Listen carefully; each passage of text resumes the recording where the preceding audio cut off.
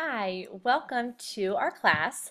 I'm Melanie Kidder Brown, and I'm going to be your instructor for the summer for the Middle Childhood Reading and Writing course. And I decided I was going to try this Screencast-O-Matic software to do a bit of an introduction about myself and about the course so that everyone is sort of on the same page as we start. I know 100% online class can be a little intimidating, and I just want to make it an easy process for everybody and explain how it's going to work. So, and first, I want to let you know I have 3 kids and they're all home for the summer, so I don't know who's going to be barging in the door any minute, and I have a dog too, so there might be some interruptions, so hope you don't mind that.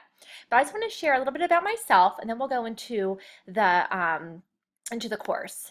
So first, this is my family, Kyle, Clara, Leah, and this is my husband Rusty, and that's me, looking a little bit better than I do right now. I've been running around doing errands all day with the kids, so that's what it is. Okay, I graduated from KSU in elementary ed a while ago, and I became a permanent sub in Ravenna, and then I became a full-time teacher in Tappan Elementary, which is no longer there in Ravenna as second grade, and then I moved to Southern California and taught there for about 4 years. I would say more like 5. I don't know why I have 4 there, and I taught also sixth grade while in California.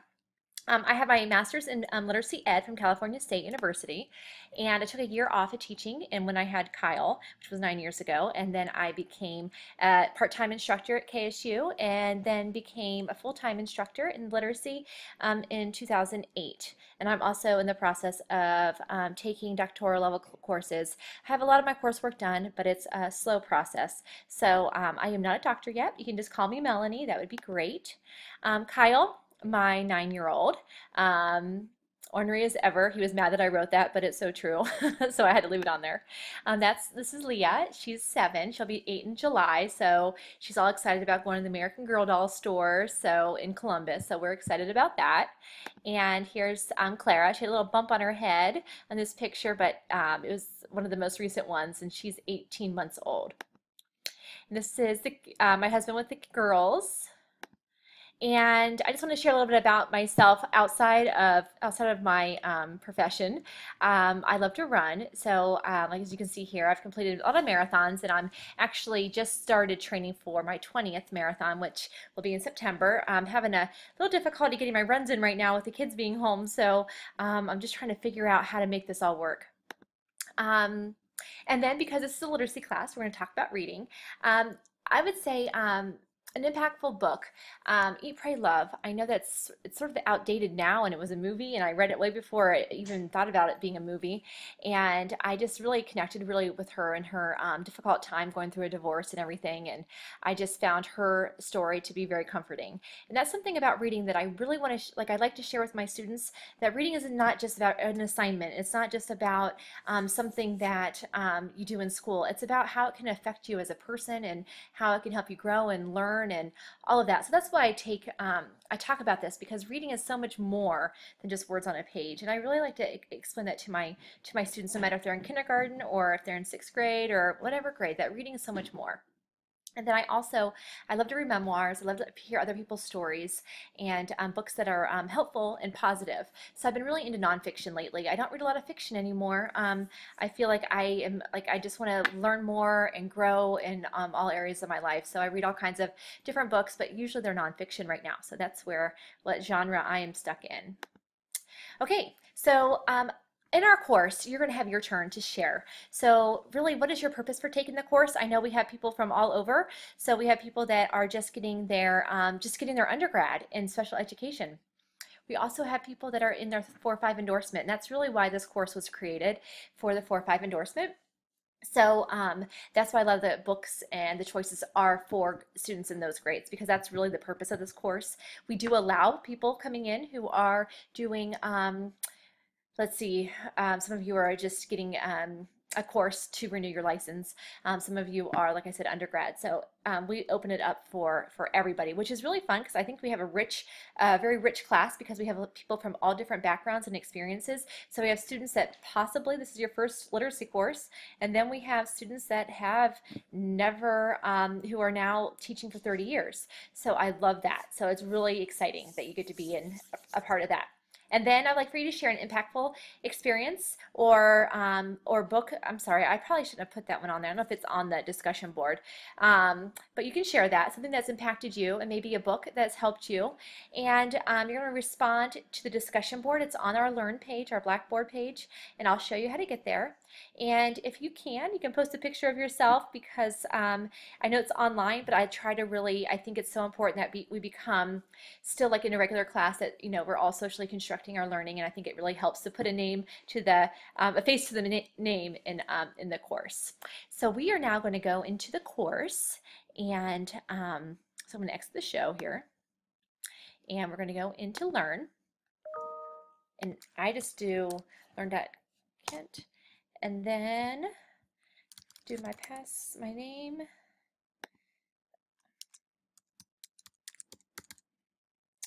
Okay, we should come up here real quick. All right, so I am an instructor, so I don't have the exact page that you're going to have, but I'm going to show you how this sort of looks so you know. And I combine the course numbers, so you'll see that. Okay. So here we have our course. You'll see that down here, these aren't all open yet. I do that on purpose because I don't want it becoming just work, work, work, and just throwing assignments together. I really think that we need to talk and share our experiences before we move on. So I understand that some weeks you're like, oh my gosh, I have tons to do, so I need to go ahead. So I do open them up rather earlier than I ever have in teaching this course. And this is, I think, my third or fourth, maybe fourth summer teaching this class. So I find it because I know everyone's summer schedule is crazy. But first things first, here's the welcome and the course documents. If you click in there, you're going to find our syllabus. So here's the syllabus. Like I said, please don't get overwhelmed by this. The purpose of the syllabus is like our contract. I'm going to each week walk you through everything in here. So you just need to be aware of what's coming up. I tell you what's coming up. I'm frozen here. I tell you what's coming up. But you just want to be aware of that. So here's our syllabus, here's the books. I think I sent that to most of you. You can read through all of this, all the standards that we're addressing that you should walk away having a firm understanding of how to do. And here's my expectation. This is, I believe learning is a social process, and this course is designed to support collaboration. Therefore, it is critical that you become a member of this community of learners through active participation. You are responsible for the growth of others as well as yourself. It is expected that you will contribute fully to our class discussions and other assignments. So right here, it's 100% online. You're expected, some people think that because it's online, it's less work, less time. Actually, it's a lot more because everything you do has to be read, everything you do has to be watched, everything you do has to be, on your own time and managing it and typing it and all of that. So it is a lot, but I will tell you that some weeks are easier than others, and I do give you time. So I'll say like in week 3, start thinking about something that won't be doing for a couple more weeks. So I always let you know that. It says, typically you'd be in class for 9 hours a week and then spend 6 hours on assignments. An online course does not mean less work or time. Okay, so just so that you're aware of that. Late work, please let me know beforehand or I can't accept it. You'll have a 0 for that assignment, especially discussion boards. The purpose of discussion boards is to have you discuss during that week. No one's going to come back in week, when we're already in week 3 to respond to what you said in week 1. So I don't want to do busy work. That's never my intention. So if you don't do your discussion boards, then you'll lose those points. Yes, buddy? Okay. Okay. It came out of my. You're okay. All right. You're okay. All right. Okay. So my son. In my brain. It's not a piece of your brain. You're fine. All right. So email. Looks like bacon. Well, I'm in the middle of doing a video. Thank you. Read your email frequently. I will respond to you as quickly as I can. And also, here are the assignments.